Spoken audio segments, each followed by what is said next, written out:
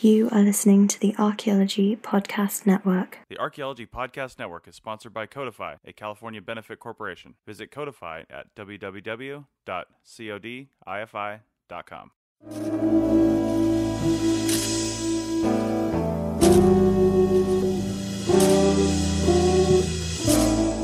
Hello and welcome to the CRM Archaeology Podcast, episode 101 for January 4th, 2017. I'm your host, Chris Webster. On today's show, we talk about the 50-year rule in U.S. archaeology. What is it? Where did it come from? How do we use it? And what would we replace it with? So go read some of Tom King's books and then tear them all right back down again and replace them with something new, because the CRM Archaeology Podcast starts right now. All right, welcome to the show, everyone. It's the first show of 2017, first show of the new year, and the first show in the next set of 100 shows for the CRM Archaeology Podcast Network, because as I said in the intro, this is episode number 101, so that's pretty exciting, keeping this thing going. So, as I said, welcome to the show. Joining me today are Doug in Scotland. Hello. Stephen in Calgary. Hey. And Chris in Pennsylvania, although probably Kentucky as you're listening to this. Yes. Or no, Arkansas. By the time this airs, I'll be over in Arkansas working with Sonia. Right. I can't keep track of it. Too much stuff. I can't either. Yeah. Nice. It's my life. Exactly. All right. Well, today we're going to talk about what's commonly just referred to as the 50-year rule in United States archaeology. I'm going to have Stephen give a little primer on what this is all about, but just a little bit of background. We've been talking about this. It's kind of come up in conversation as we've had the last few shows, talking, if not explicitly, they always kind of bring in the new Trump administration coming in and what that means for environmental policy and environmental law and how things might change. Tom King's got a thing up on his blog where he's offering $1,000 to somebody who offers a different solution to our heritage laws that actually works. I guess he's the judge and jury on that one. But and he wants everything torn down. He wants NHPA, NEPA. He wants the National Register of Historic Places taken down. He's all let's just get rid of all this, start fresh, and figure out something that works. So part of all that is the 50-year rule.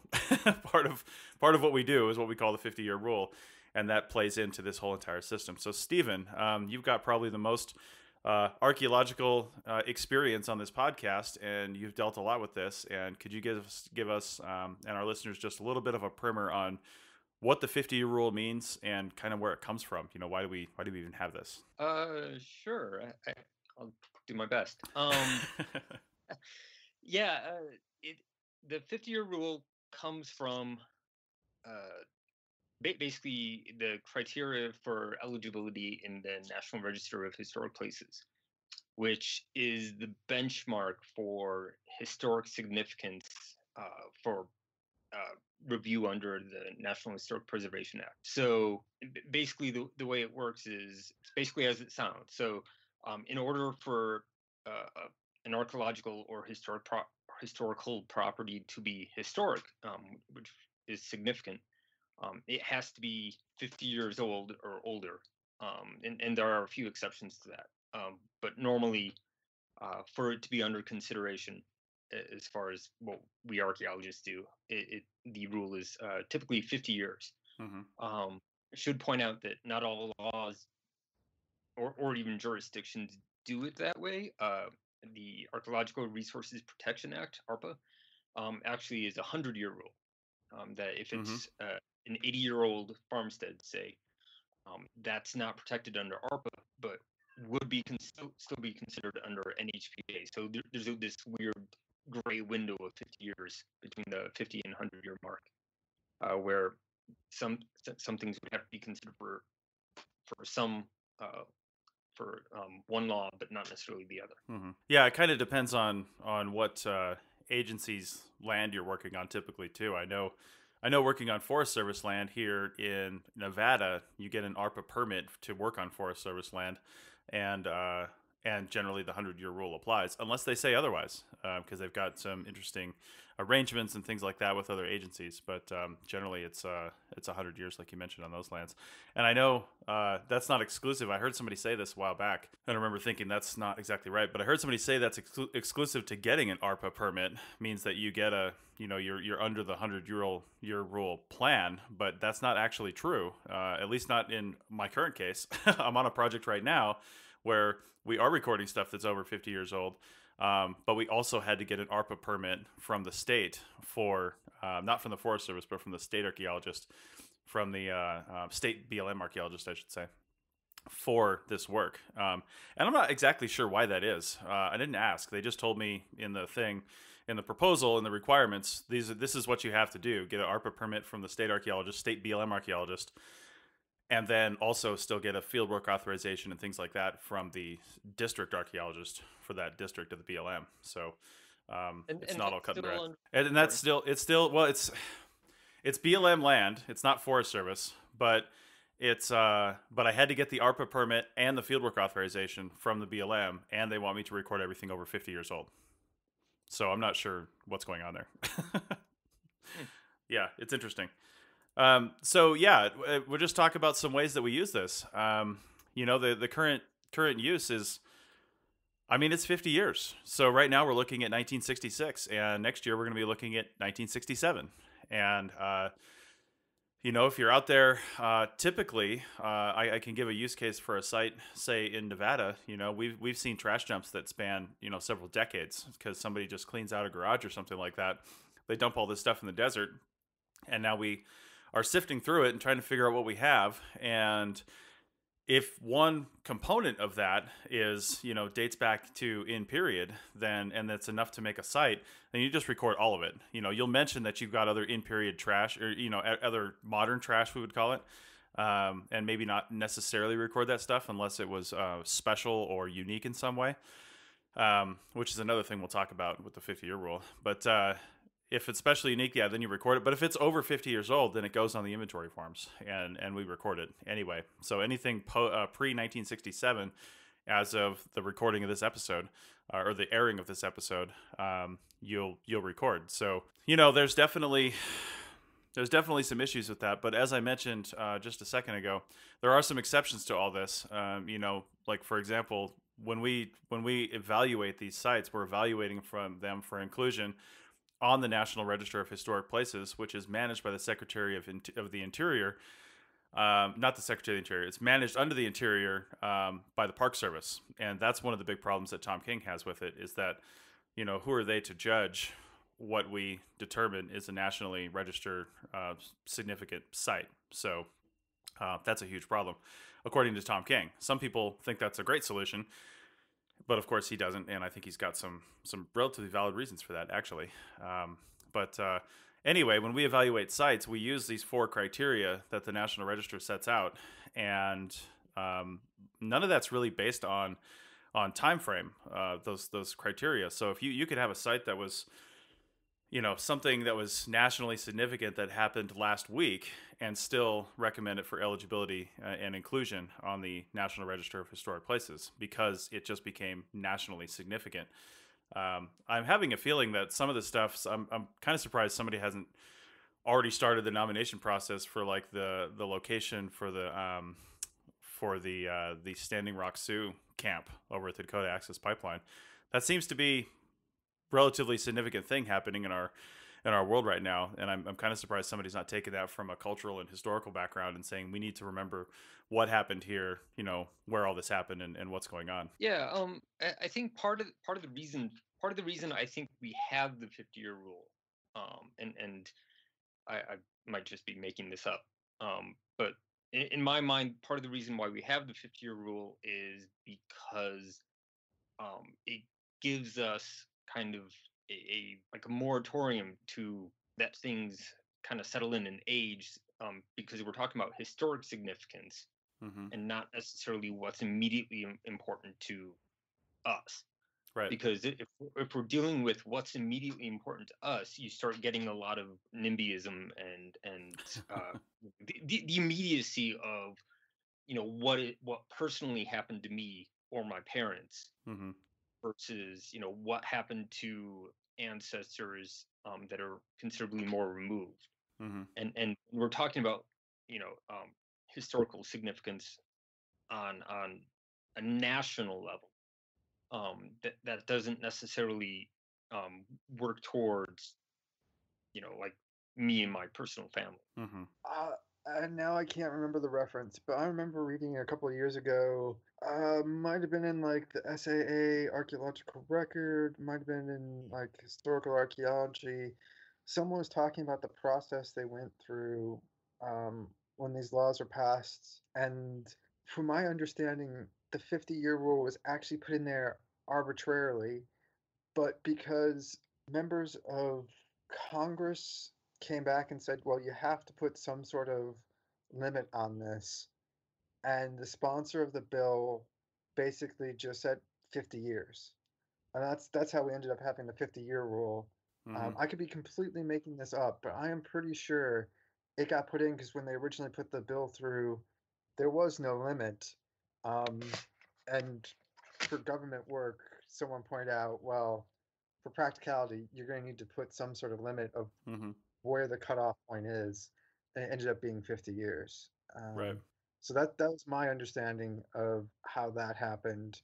It could have easily been 75 or 25, but it ended up being an arbitrary 50. That's really interesting because in Alberta, the I should know what this is called. The Historical Resources Act. There we go. Um, does not specify a time window, and as a result, it's one of those like, well, it we kind of use 50 years as a benchmark, but really it's not there. So there's a lot of unsurety about what should get considered and what shouldn't get considered because Mm-hmm. it's not nicely hashed out like the 50-year mark. But that's really interesting that it just kind of got tossed in, and it's also interesting because it's different than ARPA's 100-year rule. Right. And yeah. I've got a slightly different take on that, and maybe this was not a conscious thought because I'm willing to bet that it happened exactly like what you and Doug are saying. Somebody said we need a time frame, and then somebody else came back and said, okay, how about this? I'm willing to bet with the pace of things that were going on in what, the 60s, that that wasn't a conversation that happened over the course of 2 minutes. It was probably a conversation that happened over the course of a few months, and when comments are going back and forth and things like that. So some thought was probably actually put into it, at the very least. And my kind of thinking on this, just because technology is always on my mind, obviously because of the things I'm into. My thinking on this is that in that time frame, you had people thinking, okay, well, how far back could we go where it's still an easy to remember kind of round number, where we don't have like a super solid record. You're into the period of time where there's TV, there's obviously radio, and a number of things coming around. Computers are getting invented, things like that, where we're starting to amass a large amounts of data, and historical items of significance and record, and we have a good idea of what's going on in the current time period because it's kind of being recorded in a multiple ways. Whereas if you go back 50 years from there, you're in the 10s and 20s, you're in the teens, and maybe it wasn't so good back then, and they're like, well, this is a good time to say, from what we're looking at right now, from here back, let's record, because we just don't really understand it that well. There's more information that we can glean from it, because that information is now buried in the dirt rather than sitting in an archive somewhere. I don't know, maybe that's not true, but maybe that's where some of the thinking was going. But the weird absurdity of all that is that they didn't set a date on it, they set a range on it, and now we still have that range. And now the 50-year rule actually goes back to when NHPA started, which is kind of weird. Yeah, I think a lot of people carry that attitude towards it, particularly the people who don't like the 50-year window. Mm-hmm. That these are people who are primarily concerned with applications of archaeology towards like a cultural history sort of thing, Mm-hmm. where we're identifying, basically we're still figuring out chronology, right? Mm-hmm. And the material culture that corresponds to this chronology. Right. But I think that the argument against that can also be made, and actually in some ways you could almost make an argument for a tighter window.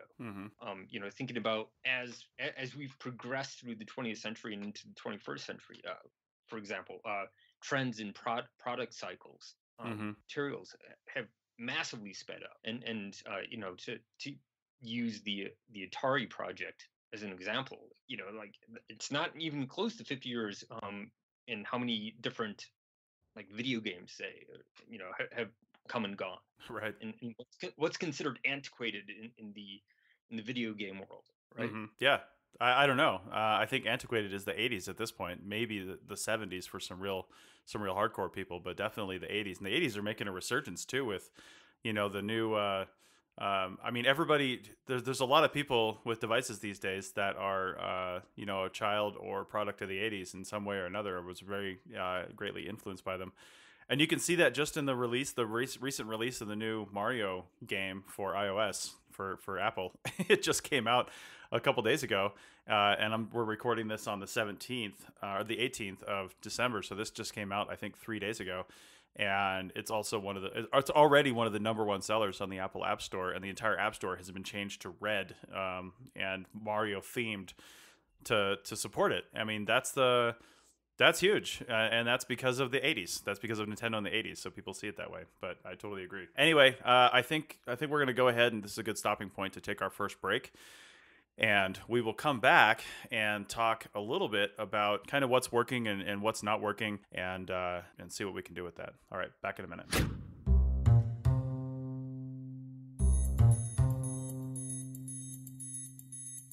I'm here with Michael Ashley from Codify.com, and we're going to talk about the new photo boards that they're developing and why we need them. Michael, what's important about a photo board, and why does someone have to really think about what they use in the field or in the lab? You know, Chris, it's interesting when we look at field photos. The way we've been taking them hasn't changed much in the past 100 years. Some people may use the back of a clipboard or paper sheet to provide a clean background, or go to the trouble of using those photo boards with all the letters, but we really need our photos to do a lot. We need a new kind of photo board that can help us achieve consistent color, provide scale, and help us measure things, especially if we're not collecting artifacts and we have just one chance to get it right.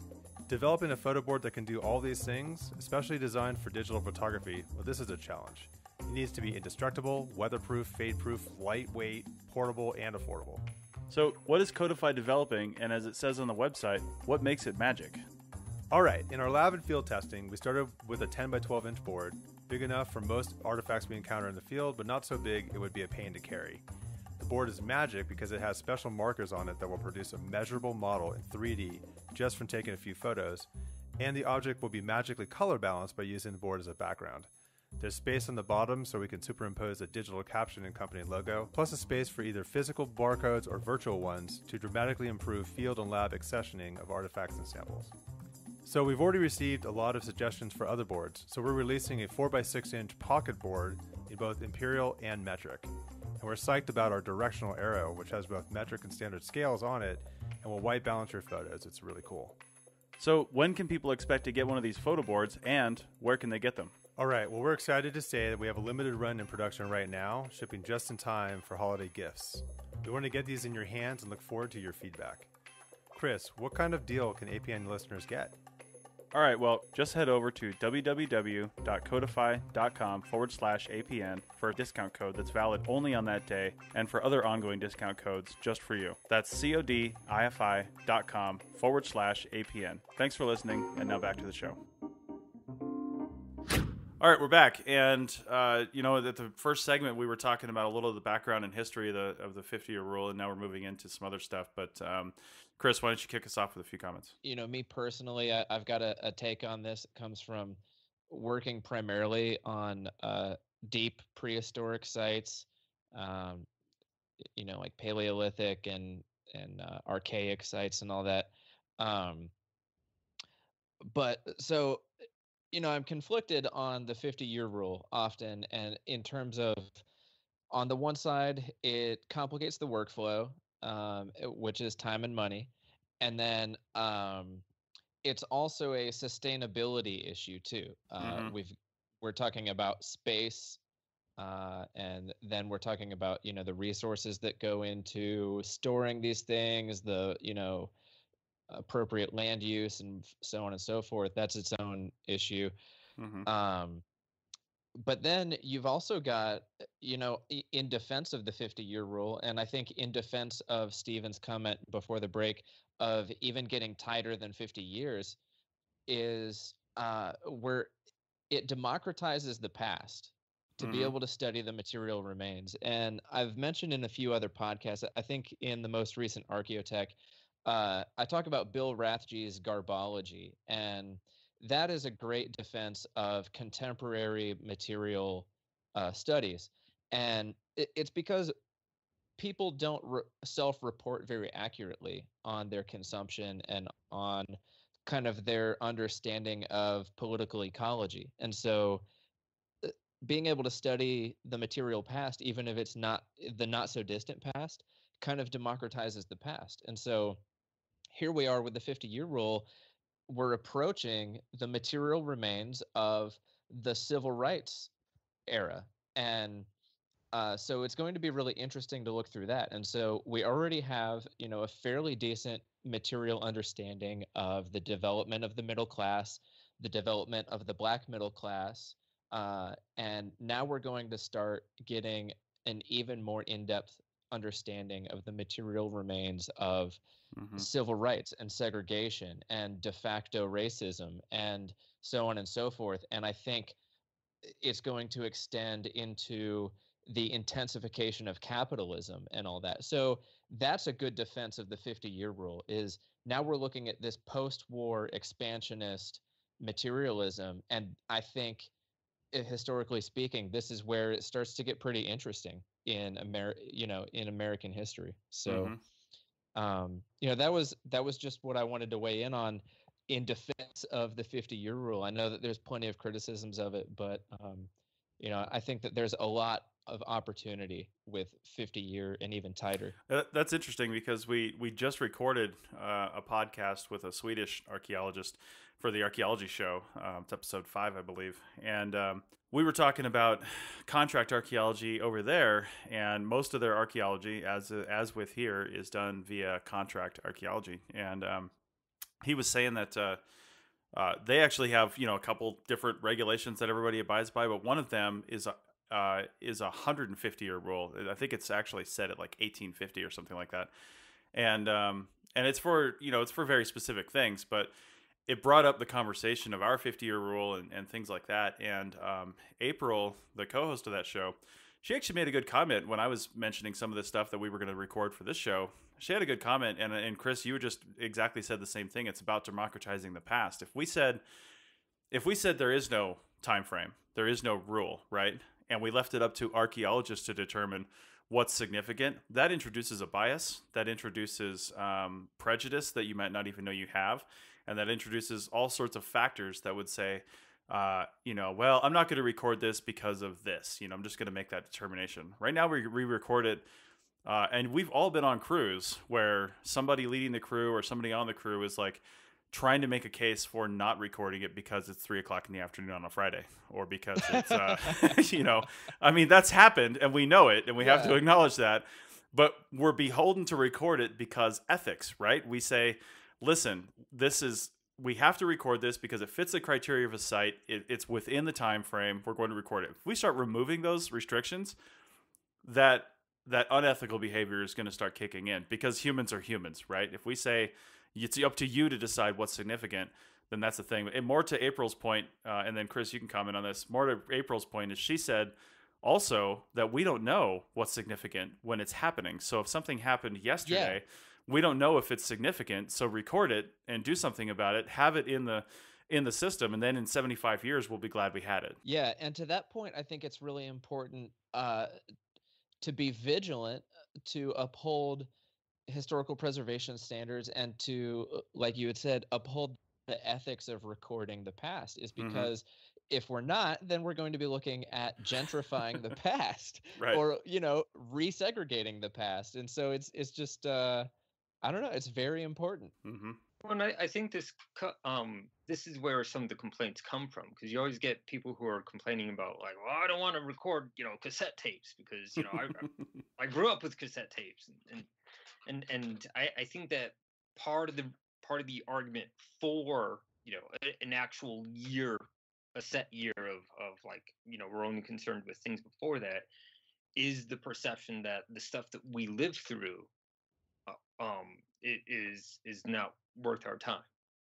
And we need to and take more of like I want to say anthropological perspective of archaeology within the cultural resources world, where Mhm. we are talking about people, and people didn't stop at 1960. Right. Yeah, that's I've always said when I have to record Gatorade bottles that that's my point to retire. I didn't say I wouldn't do it, but that I would retire when that happens.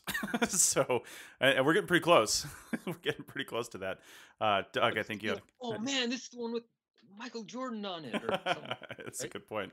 It's a good. Well, we do that with Coke bottles now, so why not? And we're going to be getting to the point relatively soon when Coke started changing their bottles pretty significantly, and their cans actually to highlight certain events in history and things like that. Not hurt.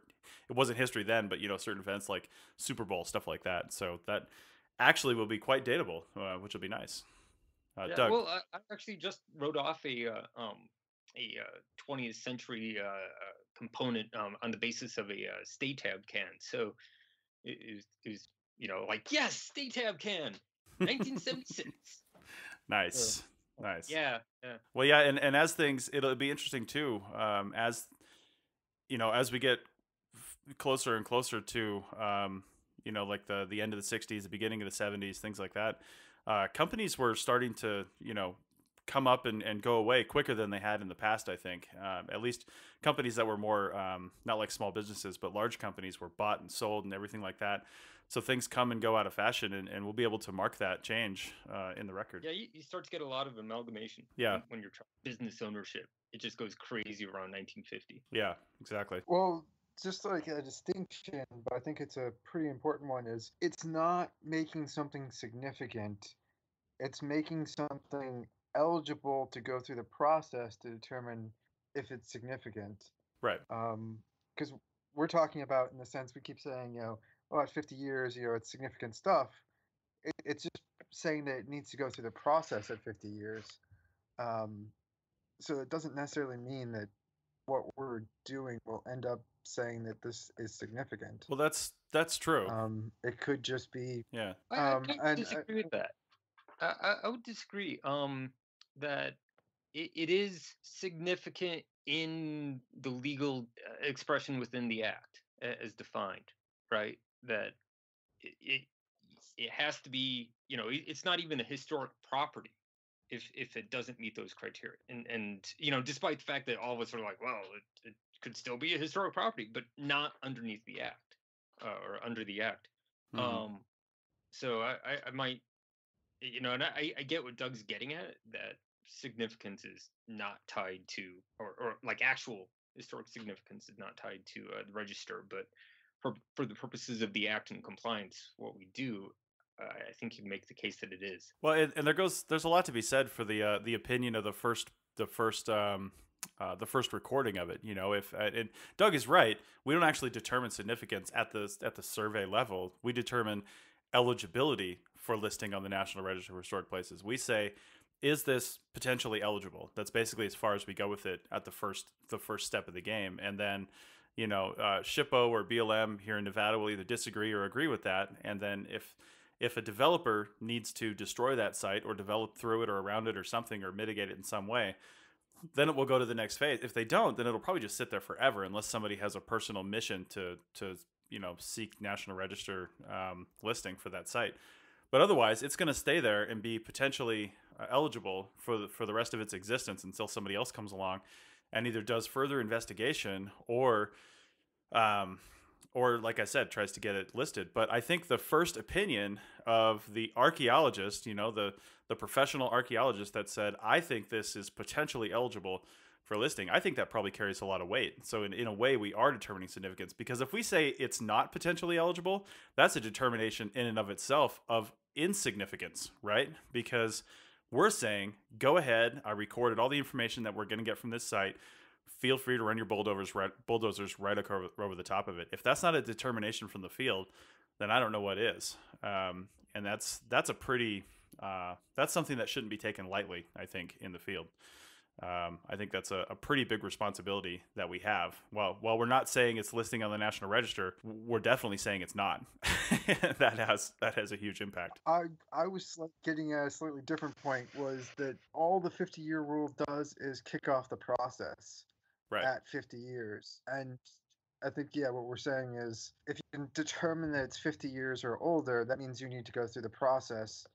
And if it's under 50 years, then you need to you either ignore it or you find a different process to engage people with, I guess you could say. I guess that's actually my biggest problem with the 50-year rule, is I think it's probably too late, which is probably going against what everyone else's complaints against it. Most people say it's too early. I think it's too late. If you think about the life of most buildings or houses, most of them go under a major renovation or knockdown at 30 years, 40 years, well before you hit the 50-year rule. And I think if you're looking to democratize the process as we're talking about it, you really need to have people considering that much sooner than 50 years, in my personal opinion. Yeah, what about totally. you? Well, you're totally right, and we've got a modern instance of this, another facet of this problem as well. Because, like I was saying, when somebody's out doing survey, they're making the determination of, do we start that process or not, right? Well, not really, though. Like you said, if it's over 50 years old, the first step in that process is it significant or is it not significant? If it's not, then we're making that determination. If it is, then somebody else is going to make that determination moving forward. But where I think the biggest problem with this whole process comes in, and where I think Tom King is absolutely right, is, again, I hate to keep bringing it up, but the Dakota Access Pipeline. The archaeologists working on that project, they did their best. They did they walked across this pipeline. We've all done pipeline stuff, or at least heard about it. And you walked across this pipeline. They did their shovel tests, or they did their pedestrian survey. I'm not sure what they did out there. I think it's shovel testing up there in those portions of North Dakota and South Dakota. They did their shovel tests, and they said, well, we didn't find anything. We didn't see anything here. And they completely ignored the Missouri River. They completely ignored the tribal lands that they were near and walking through. And because it didn't fit into their box and their concept of, criteria A, B, C, or D, and what that means, so event, person, construction method, or data, because it didn't kind of fit into those boxes, they completely ignored the massive cultural significance of the Missouri River to the Standing Rock Sioux tribe, and any other tribes in the area as well. So, I guess the question remains, though, should that river have been put on the National Register, or a section of that river been put on the National Register, or should the entire river be put on the National Register? And because we have the National Register of Historic Places as our only sort of metric on whether or not something is significant, it kind of makes it so, that's kind of huge. We're not going to put all the rivers in the United States on the National Register of Historic Places. I mean, maybe we should, but we're just not. Nobody would ever get that passed through, because literally every river here has had some historic cultural significance to somebody. Water sources are one of the key things we look for when we're looking for sites.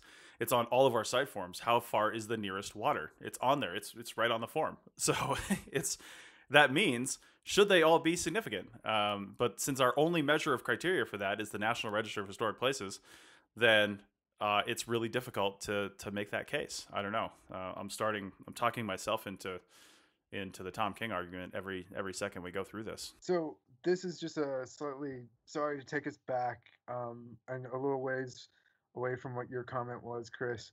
I was actually just doing a little bit of research. I was wrong on my recollection of why the 50-year rule was there.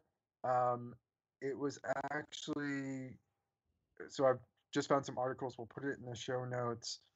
It was originally set up in about the 1930s by the National Park Service when they were doing, pre-list stuff, when they were doing some of the earlier pre-NEPA stuff. and National Historic Preservation Act. They had actually come up with this cutoff of 1870, with the idea that it was old enough so there wouldn't be any controversy.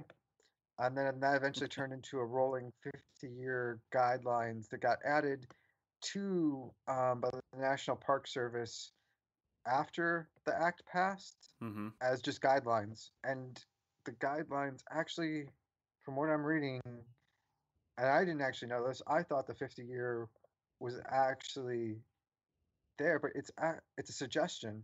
It's not. You could nominate something under 50 years to the National Register. Yeah. If you wanted. Yeah, and that's right. That's exactly right. I was always trained in the But field. it's very hard to do. Yeah. Oh yeah, they're saying something like.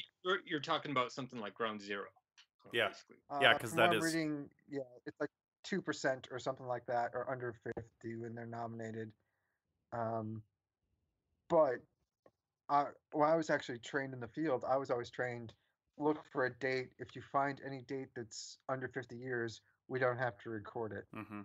So not these regulations put into practice, at least when I was, out doing stuff, was definitely much more a hard border than what the actual regulations say.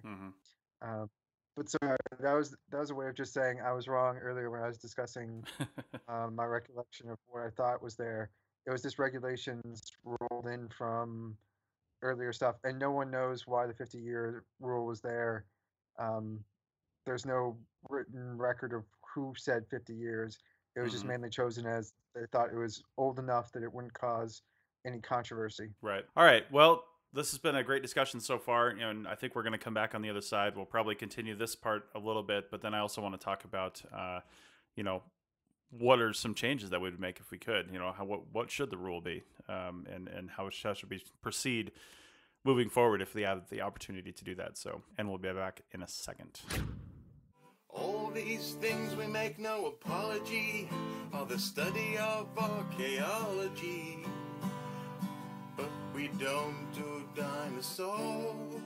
Did aliens build Stonehenge? Did the Easter Island statues walk? Did the Vikings colonize Midwest America? What does mainstream archaeology have to say about all of this? Listen to the Archaeological Fantasies podcast and learn about popular archaeological mysteries. Hoax or fact? Learn to tell the difference with Dr. Kenneth Fader and co-host Sarah of the Archae Fantasies blog. Check out the show on iTunes and Stitcher Radio and at www.archaeologypodcastnetwork.com/Archae Fantasies and get ready to think critically. Let's get back to the show. Funny beady blokes you will see are a staple of archaeology. Okay, we're back, and we're going to try to figure out, I would just want to kind of riff on this a little bit and see what we think would actually work for, for a replacement to the quote 50-year rule, which is tied to other things. Or should there be a rule at all? There's all kinds of ideas on this, and if we have any other issues with it that we haven't discussed, then we can do that too. And I think Steven's got one right now. Yeah. One of the issues that maybe a lot of CRM archaeologists don't see with the moving 50-year window is that eventually things that we looked at and passed over turn into 50-year-old sites, and depending on the nature of the project that we're working on, like are you working for a land management agency, or are you working for a private developer who's got a permit and it's just trying to go through private land, so there's no like actual management of the resource going on beyond the immediate project. That we go out there, and that State Tab Can site is a perfect example. It's like I went out there, found a bunch of 20th century material, and the only thing with the date on it, or datable, was a beer can that had a stay tab, and stay tabs are the modern pull tabs that you're familiar with on beer pop cans or soda cans, whatever you want to call them. And that showed up in 1970. It was invented in the mid 70s and really became common in the early 80s. But eventually, in 2030, 1980 is going to be a 50-year-old site. And something that concerns me, particularly because we are not thinking about the future so much as just getting our project through, is that we go out and we're like, oh, this was a blah blah blah blah, and it's clearly clearly too young to be considered, and we kind of stop it, and there's no recording of like things that will be archaeological sites. Mm-hmm. And where this becomes an issue is further down the line. If somebody's like, yeah, that area was already surveyed, oh, there was a historic concentration of material there. Right. Is that now 50 years old? Because that survey was done in 1984, and nobody knows because nothing was collected, nothing was recorded. So it just says historic trash pile. Right. To be 50. And maybe there's a date there if you're lucky. But a lot of times, and I know I'm as guilty as anybody about this. Mm-hmm. Is that we don't say like, hey, this has a freshness date of 2030. So after 2030, you need to get back out there and take another look at it, and maybe reconsider it for eligibility. Well, and that's one thing California does is they actually have, I think it's 54 years if it's 52 or 52 to 54, because they're saying that, and they're right. They just acknowledge this, but they say that the site has to be, if the site hits 50 years old before the final report is submitted and all these records are submitted, then it should have been recorded. So if the site is, 49 years old and you're recording it, and the final report for this thing is not going to be approved for another year, then you should record it, because by the time the developers come around to actually getting out there, the site will be 50 years old, and they're trying to avoid that, because the process from initial survey to actual bulldozers on the ground could be several years in a lot of cases, just because of regulations, especially in California. So they've taken to calling it, I think it is 54 years. I can't remember.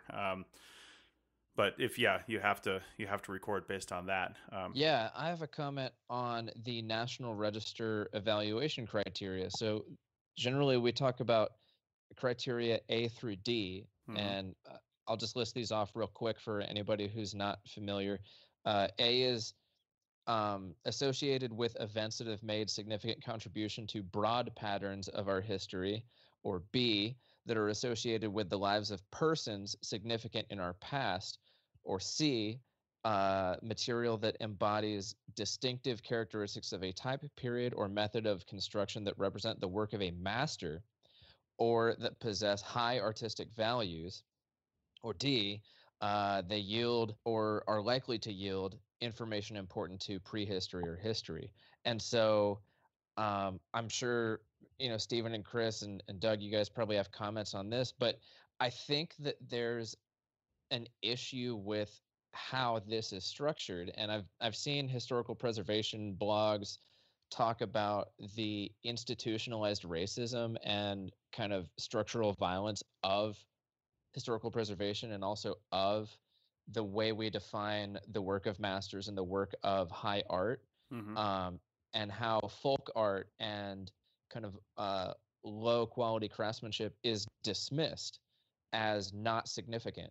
And so I'm sure that there are ways to get into, and criteria D, or criterion D, is kind of the catch-all that usually ends up saving any short-sightedness of criteria B or C, but it's all about how we define what is significant. And I think that that's kind of one of those things where you've got to have a serious conversation with SHPO, and you've got to have a serious conversation with your management and all that, to be able to make sure that you're doing the resources a service, that you're, like we had talked about earlier in this episode, that we're having ethical considerations to democratizing the past in choosing to collect or record material, choosing to collect or record, or not collect, but choosing to record features or sites, and then choosing to nominate them as potentially eligible,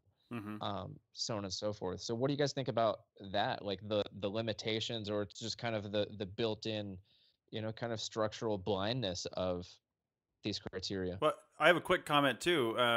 first off, so you can remember the criteria, the way I always do it is, the ABCD is action, body, construction, data. So that's kind of, event and all that stuff. So that's kind of how I remember what they are, because I always forget. So I had to come up with something. But I think, again, I said earlier that we have problems where if we don't have rules to follow, that people will skip over sites for various reasons, right? They'll make stuff up, whether they're doing it consciously or unconsciously. They'll justify them to themselves reasons why they're not recording stuff. But Criterion D actually has a lot of significance. We record a lot of stuff under D here in the States because we often don't know. When I'm looking at a trash scatter that has some really interesting ceramics or some really interesting patterns or some stuff like that I want to say is significant because it's possibly associated with this mine over here, which was significant or something like that. I want to say that that's significant. I have no idea who left it there. I have no idea. There's no grand construction thing going on with a tin can, because that usually refers to, structures and things that were like, architecture and things like that. Doesn't have to, but often does. And then as far as the, events, I mean, the event was a trash dump as far as I know, so I can't really tell much about it. But Criterion D is what we record nearly everything under. And I would say almost exclusively all prehistoric sites, unless we know something about it, is probably Criterion D. Maybe like a buffalo jump site or something like that, or something where you can say a different kind of event happened here. You might be able to justify Criterion A. But definitely D, because it's not just one criterion either. It can be significant for all of them, or two of them, or something like that. Because when you make your eligibility statement, you say why you think this is eligible here, and why it's not eligible here when you write that statement. But I think the basic thing here, and then I'll give it back to you guys, is we need rules to follow. We need rules to follow, because the fact of the matter is we're having a high level discussion here amongst people with master's degrees and seeking PhDs, and we're not necessarily the people on the ground. The people on the ground are, they've been in CRM for 1 to 5 years, and they're field technicians, they're new crew chiefs, things like that.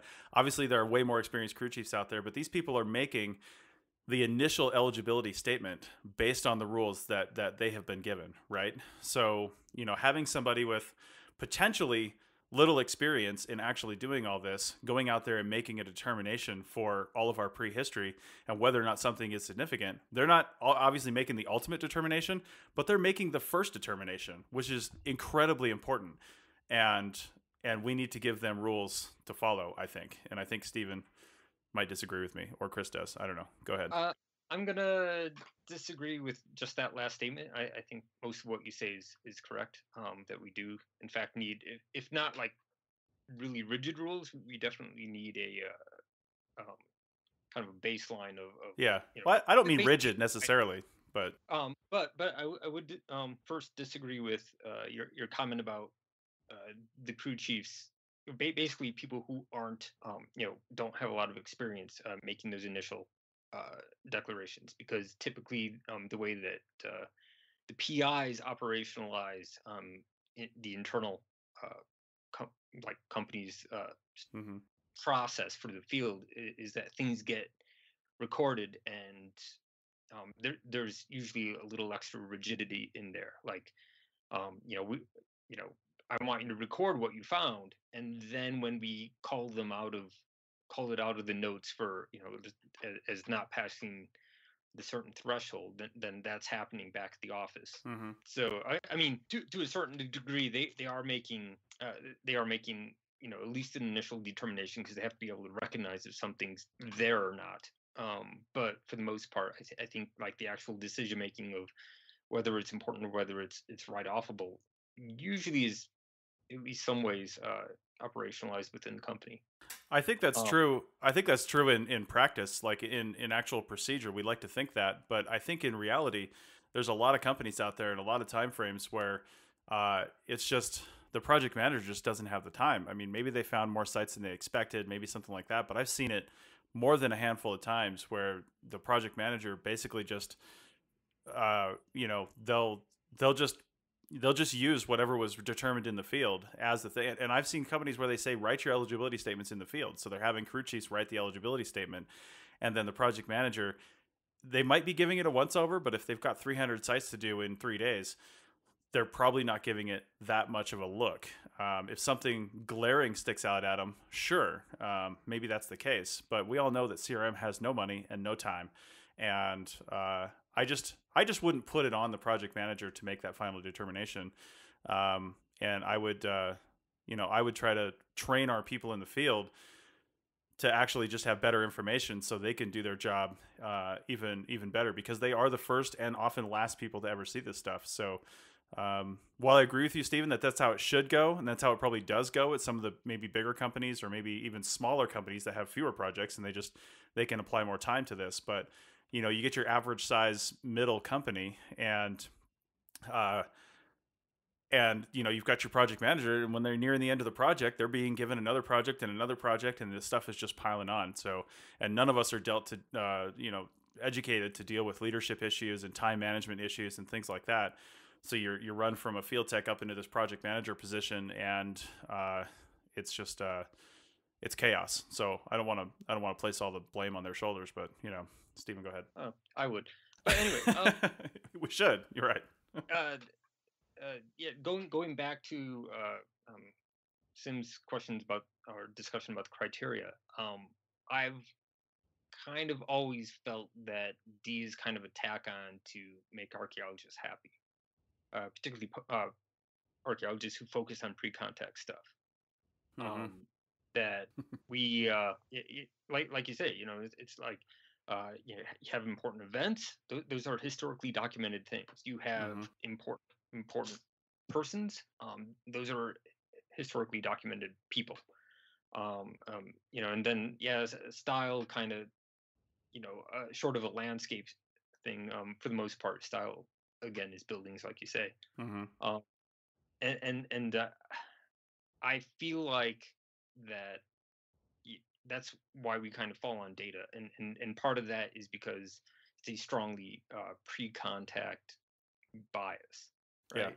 Yeah. That like we're doing data, but even for historical archaeologists, if you're doing like an industrialized view of, say, farmsteads, you're not necessarily looking at maybe you can talk your way into events, but you're not really talking about individuals per se. You're talking about like agriculture as an industry or something like that. And so it's kind of weird, because the way that, even though this is all under one act, the way it's divided up functionally separates archaeologists away from basically like architectural concerns and other historical aspects, that we are kind of sitting down with criterion D, but those other things are well, you better get a historical architect or architectural historian, sorry. Right. And likewise carrying that further into NEPA, where you're talking about like sacred landscapes, sacred stuff like that, where you were talking about rivers earlier, for that you're dealing with yet another sort of cultural resource. But again, we do archaeology work with criterion D. Mm-hmm. And I think that I don't want to say we're over specialized. I think that we are highly compartmentalized in what parts of the process that we see and participate in, and a lot of times because of that, other parts of the process get ignored. Right. So to go back to the Tom King's challenge, that what you would want is something a little bit more unified in approach. Yeah, I agree. Definitely something more unified. I would like to elaborate real quick on something you were saying. Well, not necessarily even that, but just while we have time and while we still have the National Register and while we still have these criteria to use. I'd like to encourage people to kind of think outside the box on some of this stuff and make a stronger case for some of these sites, because like Stephen said, and like I said, a lot of our prehistoric sites are criterion D. They're almost exclusively D. But if you really understand the area that you're working in and you make a good case for it, like for example, if you're in an area that just doesn't have a lot of prehistoric sites, right? Maybe there's maybe there's not a lot there, or maybe not a lot in a certain time period. Then you find this one site that has a bunch of datable objects that really solidly place it in this time period, and it's like one in 1,000 sites or something like that. You can almost say criteria A for event. You don't have to know what that event was, but some sort of event must have happened here or something to bring these people here and nobody else, right? What happened here to make this different? And then I can see a case for also C for construction that's outside of architecture. If, like, say you find a really special, ceremonial, flint-knapped object or something like that of a crazy shape or something like that. Maybe that was and you just don't see anything like that in the archaeological record in that entire area. That could be the work of maybe a local master or something like that. But there's a lot of things that you can say about these things if you really think outside the box and you try to do your due diligence on that. So, but as always, we could keep talking about this forever and keep commenting on it. And maybe we'll have some other episodes coming up in the next few months that talk about different aspects of these things as we're entering the changing landscape of the Trump presidency. So, all right. Well, thanks again, guys, for joining me. And I hope we all have a solid 2017 and we all have jobs by the end of it.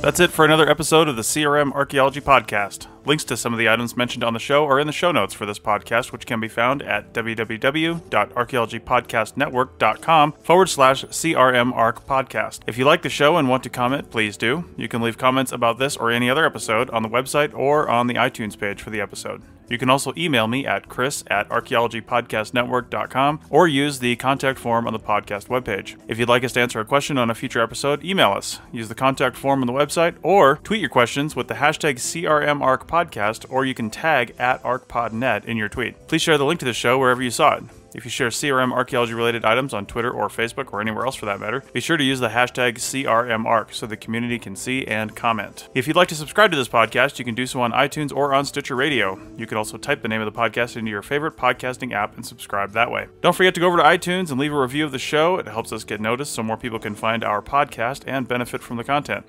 Also, send us show suggestions and interview suggestions. We want this to be a resource for field technicians everywhere, and we want to know what you want to know about. Also, please consider donating to the Archaeology Podcast Network. Your donations help fund our bandwidth and contribute to our editing costs. Thanks to everyone for joining me this week. Thanks also to the listeners for tuning in, and we'll see you in the field. Goodbye. Bye.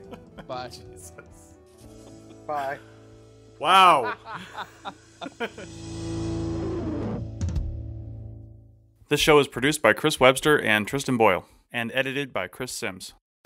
This has been a presentation of the Archaeology Podcast Network.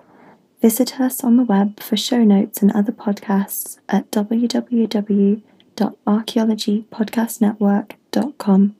Contact us at chris@archaeologypodcastnetwork.com. Thanks again for listening to this episode and for supporting the Archaeology Podcast Network. If you want these shows to keep going, consider becoming a member for just $7.99 US a month. That's cheaper than a venti quad eggnog latte. Go to arcpodnet.com/members for more info.